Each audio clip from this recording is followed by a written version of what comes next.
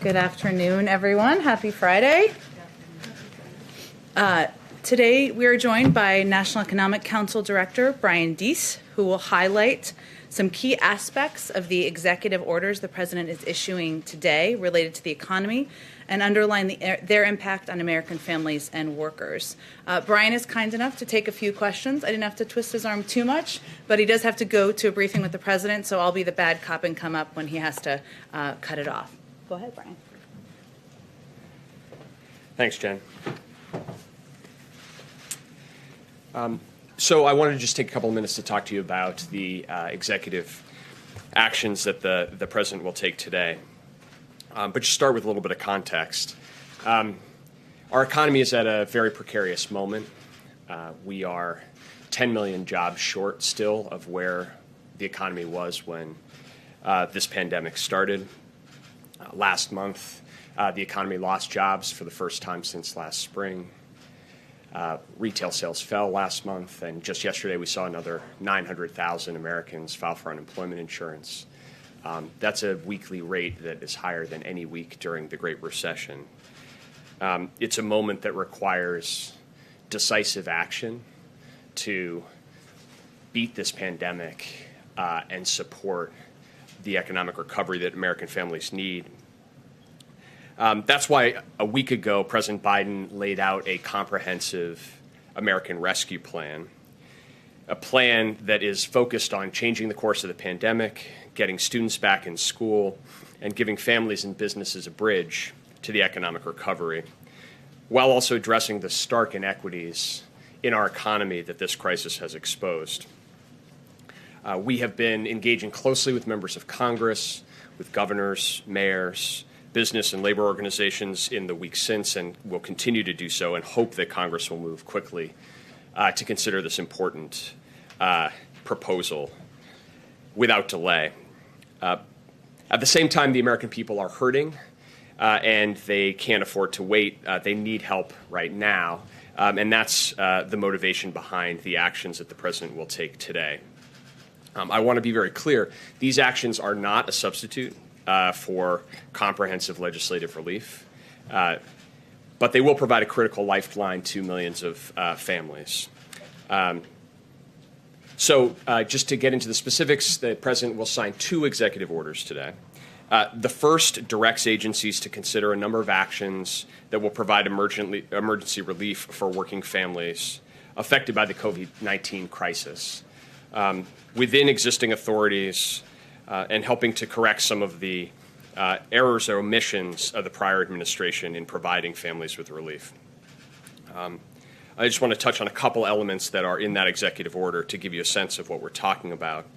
On the issue of food insecurity, which is a growing crisis in America of hunger, nearly 30 million Americans last week said that they didn't have enough food to put on the table.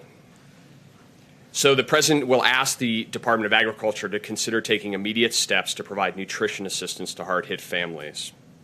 First, by increasing pandemic EBT benefits by about 15%.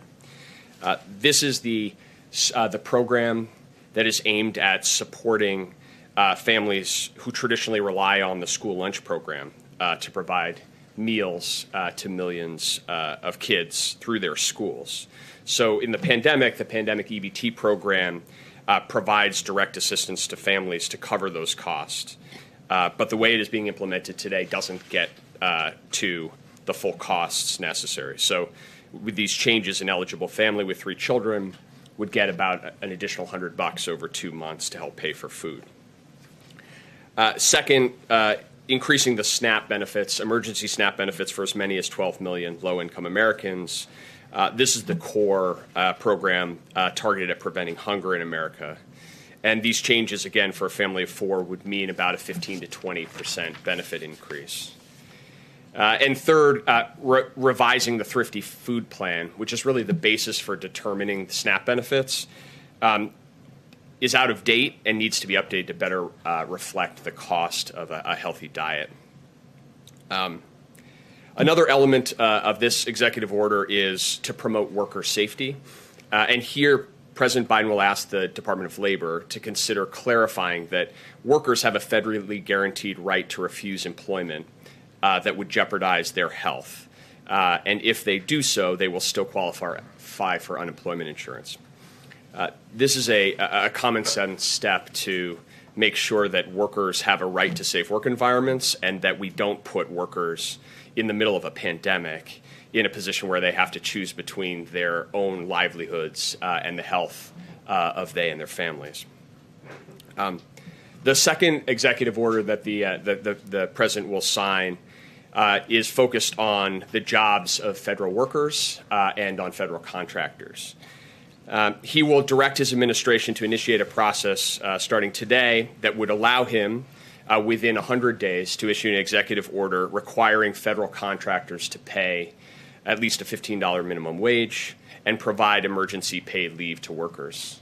This was something that the president talked about on the campaign, that when we're using taxpayer dollars, federal contractors should provide the benefits and pay that workers deserve. The order will also protect and empower federal employees who've dedicated their careers to serving the American people, many in very difficult circumstances during this pandemic.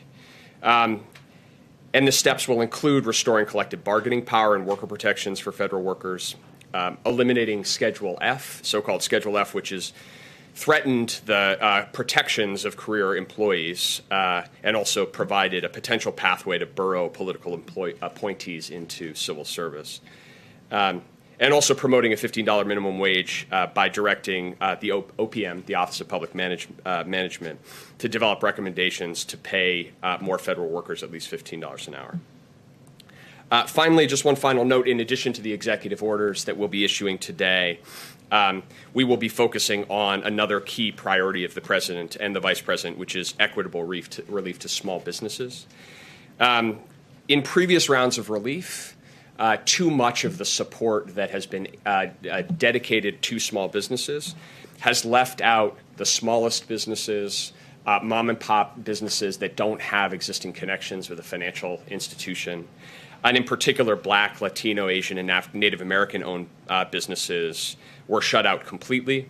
And a lot of that is because the outreach and communication from the federal government was either unclear or just non-existent. And so too many of those companies have been denied relief, and many of them have had to shut their doors for good. The president is completely focused on changing that.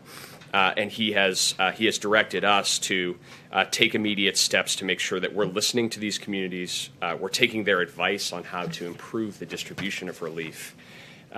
So just this morning, I met, along with representatives of the Small Business Administration, with dozens of groups representing Black and brown-owned businesses and other underserved communities, as well as lenders, to hear their ideas on how we can improve communications and act on them. We discussed the president's idea of having navigators who are dedicated to helping small business owners find the right relief programs, fill out paperwork, get the money into their bank accounts, the kind of support that many of these businesses don't have because of embedded relationships that more well-connected businesses do. There are some groups out there in the country who are doing this really successfully. We're determined to learn from them and to scale those efforts nationwide. And in this vein, I look forward, I will be joining the Vice President Harris later today. She will be meeting with small business owners to discuss both the American Rescue Plan and the need for more effective small business relief delivered without delay. So that is today. That is our focus through a set of executive orders. And I'm happy to take a couple of questions, of which you all have many. Sure, okay. Sure. This is the good cop, bad cop thing. Kristen, go ahead. Thanks, Jen. Hi, Brian. Hi. Good to see you. Thank you for taking questions today. I want to ask you about the call on Sunday with a bipartisan group of lawmakers. What can you tell us about the call? Will President Biden be on the call? And what is your message to moderate Republicans like Mitt Romney, who say the economy can't have another stimulus after you just passed a $900 billion relief package last month? Yeah, thanks, Kristen. So the president has made clear to his team that we should be reaching out to members of Congress from both parties to make the case for the rescue plan and to engage with them, understand their concerns. So that's what we're doing, both myself and senior members of the team. We have been doing that over the course of time. We'll continue to do that, including the call on Sunday that I'll be doing with a group of senators, and we'll continue that engagement going forward. In terms of the message, it's pretty clear. We're at a precarious moment for the virus and the economy.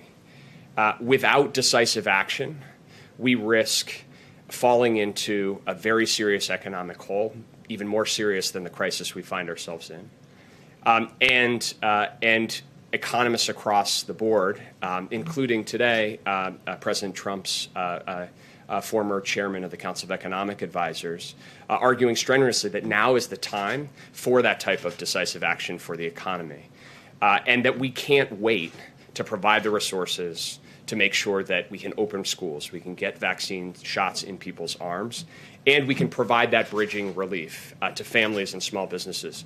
There's a lot of support. I met with a group of mayors yesterday, bipartisan group of mayors from across the country. You hear from mayors, you hear from governors just crying out that in order to take on these crises, the public health and the pandemic and the economic crisis at the same time, now is the moment for that kind of decisive action. That's the case we'll be making. And just to be clear, Brian, will President Biden be on the call? And if not, why not, if this is so urgent? So, like I said, we're doing all outreach. The president has directed the team to do outreach to members of Congress, to business and labor organizations, to mayors and governors, and we're in the process of doing that. I'll be having that conversation on Sunday. You can expect that other members of the administration will be engaging with members of Congress across time as well. And just very quickly, Brian, if I could, what would a February impeachment trial, how would a February impeachment trial impact getting the COVID relief package passed? Look, I think that we are facing right now a period of multiple crises. And what we're going to need is to be able to act on multiple fronts. And so that's certainly, we understand, and as Jen has spoken to, we understand that the Senate has a constitutional obligation in this context. But we also have these pressing economic and pandemic priorities as well. So that's why we're engaging. That's why we're focused on making the case, and certainly with the expectation that Congress will heed that call and move forward. I promise to do a whole briefing after this, so just we'll do econ questions for Brian. Go ahead. Thank you very much. If you are able to pass this nearly $2 trillion plan, do you envision this being the last round of stimulus, or do you think you may need to do more? What I can tell you is if we don't act now, we will be in a much worse place, and we will find ourselves needing to do much more to dig out of a much deeper hole. So what I can tell you is the single most important thing economically right now is to take decisive action along the lines of what we've laid out in this rescue plan. And you hear, again, from economists across the board, whether it's the Federal Reserve, the International Monetary Fund, and economic experts across the political spectrum as well. When you're at a moment that is as precarious as the one we find ourselves in, the risk of doing too little, the risk of undershooting far outweighs the risk of doing too much. And that's the economic logic, the economic case behind this package. I think you've also heard the president clearly explain that his economic approach is one where rescue and recovery need to come together.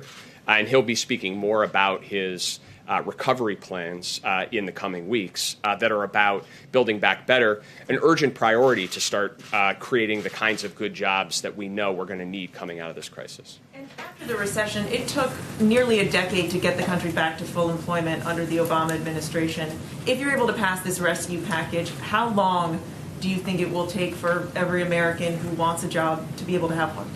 Well, I would just point to, just one example of an independent analysis that was done of the American Rescue Plan by Moody's. And what they said, what they found was that if we passed the American Rescue Plan now, we could see 7.5 million jobs created just this year. and we could see a return to full employment a full year ahead of what is projected if we don't. So those are the stakes involved, and without this kind of decisive action, we're going to have a much deeper economic hole. And that's why we are so focused on making the case for decisive action now. Justin? Thanks, Jen and Brian. I wanted to follow on Walker's question a little bit. The President's talked about seeking unity on this bill, but also being clear-eyed when there's policy differences. So I'm wondering if after this call, which is with sort of the bipartisan coalition that you'd need to get this bill passed, if you expect to know whether the White House will pursue legislation, bipartisan legislation, or sort of head towards legislation through reconciliation. And I'm also wondering if you could talk about what sort of red lines will be, the point at which you say, okay, if you're not willing to negotiate about this in the bill, we're going to just start working with Democrats, as Speaker Pelosi and others have encouraged you to do. Yeah. Well, I guess I'd say two things to that. The first is, if you look at the elements of the American Rescue Plan, it was designed with a bottom-up focus on what are experts saying is the actual need. What's the actual need to get schools open? What's the actual need to have a national vaccination distribution plan to underwrite the strategy that you heard Dr. Fauci and the President talk about yesterday? And what's the need to support families and businesses during this transition? And the second thing is that as a result of that, I think we're seeing a lot of support. As I said, bipartisan mayors, bipartisan governors, business organizations, Chamber of Commerce, Business Roundtable, economists across the board saying this is an appropriate response to an unprecedented economic circumstance. So that's the approach that we are taking, and that's the perspective that we are bringing here. And I think that we are heartened to see that kind of support.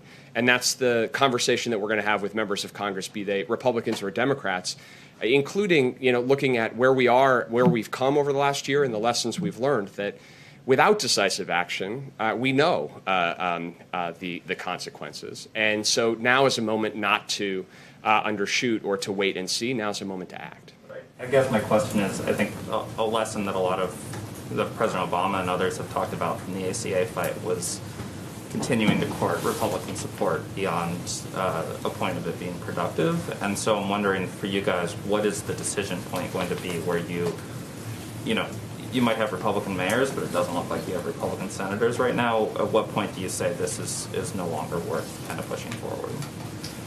We're making the case. We are engaging. We're having conversations. We're listening. And we are also focused on the urgency and the need to act. And so, what I can tell you is that's where the President's focus is. That's where the Vice President's focus is. That'll continue to be our focus. Is we want to engage and we want to act, and that's going to be what guides us here. That's got to be the last one. But Brian will come back. Thank you for doing this, Brian. Back to the point of the objections of some of these Republican senators who have already spoken out. They say they just passed $900 million or so at the end of the year. Most of it isn't even out yet. How do you know, if that money hasn't gotten into the system yet, that you even need to release more at this point? Why move ahead with $1 trillion plan if the $900 million that's already been approved hasn't even gotten out there?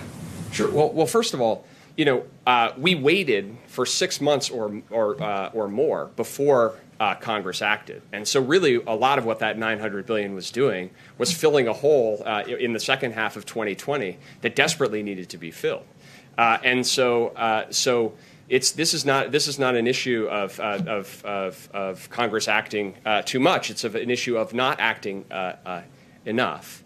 And the second is, if you look at the components of the $900 billion, again, we could go line by line, but these are resources that are either already out the door or are addressing economic challenges or public health challenges that were in the rearview mirror.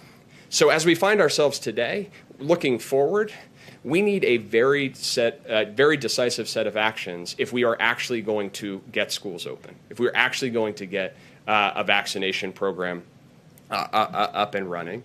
And I think that the case that we will make is that today we're not where we need to be.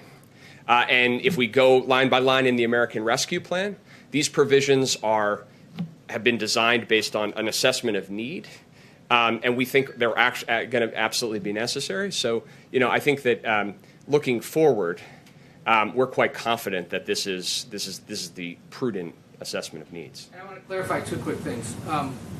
How many federal employees or federal contractors are making minimum wage right now? Do you guys know? So I don't have an estimate of that right now. And then last night you said that there are roughly 8 million people who haven't received their stimulus checks. Yes. How do you find them? So it's a great question. This is principally an issue associated with people who are non-filers, so they're not filing income taxes, in most cases because they don't make enough money to need to file federal income taxes. And so as a result, the way that the IRS and the Treasury Department in the previous administration has focused on getting those checks out has been to work through the tax system. But those are people who are legally entitled to those checks. So we have a number of strategies that we're going to pursue. And that today we'll start with the President's executive order to direct the Department of Treasury to consider a whole range of efforts, including creating an online portal that would allow people to easily identify if they're eligible, to work through counterpart organizations to actually affirmatively do outreach to communities where we know there are significant numbers of these families and these individuals, to let people know that they may be available. Some of this is education outreach as well. And I would just, it's a little connected to what I was saying about small business as well. What the President is directing all of us to do is to really focus on the affirmative steps that we can take, and an affirmative strategy to say it's not enough to just say, well, if folks don't know or if they don't have a network, then they're left out in the cold. We're gonna work both directly in what the federal government can do and with partner organizations to try to make sure that every American who's entitled to a benefit is actually receiving it. But if there's someone out there right now who hears you saying this and realizes I'm eligible and I haven't gotten it, right now today, is there a way for them to raise their hand and say, send me my check? Well, starting today, we're going to start a process to make that a lot easier for families, including being able to go online and do that. But that's work that's going to start today. I totally skipped the AP, so would you mind taking one more? I just want to. Didn't mean to. Thank you. I just had one small question on the mechanics of the EO targeting the food insecure. Does the USDA have the money to distribute these plus-ups that you're talking about? Yeah. Or is there going to need to be appropriations from Congress? So these are mandatory appropriated programs, so there's no need for additional congressional action. It's a change in regulation on the eligibility for benefits. So these are changes that can be made under existing statute and under existing budgetary authority without any additional action from Congress. The money's there, though, to... Yeah, it's a mandatory program, so it operates based on the benefits are paid out based on who is eligible. Great. Thank you, Brian. I'll be back. Great. Thank you all. All right, everyone. Happy Friday. I have a couple of things just at the top, some things you've been asking about, so hopefully they address some of the questions you may have. First, we applaud the Senate's strong bipartisan confirmation of Lloyd Austin, who has been breaking barriers all of his life as the first Black Secretary of Defense in our nation's history. Secretary Austin's confirmation is a major benefit to our national security, and he's going to hit the ground running, leading the Pentagon. He will be sworn in today, but he will be sworn in more officially by the not more officially, I should say, but he will be sworn in more ceremoniously on Monday by the Vice President. Similarly, the President is very happy to see that Janet Yellen, the first woman who would ever lead the U.S. Treasury Department, was unanimously voted out of committee this morning. This should only be the beginning. We're facing unprecedented challenges and threats to our national security during these emergencies, and our country urgently needs our Secretary of Homeland Security in place. Alejandro Mayorkas is one of the most knowledgeable Homeland Security experts in the country. He's earned bipartisan praise, and he's been previously confirmed by the Senate 3 times. This is a confirmation that we are going to continue to press on in all of our engagements and conversations with the Senate. I also have some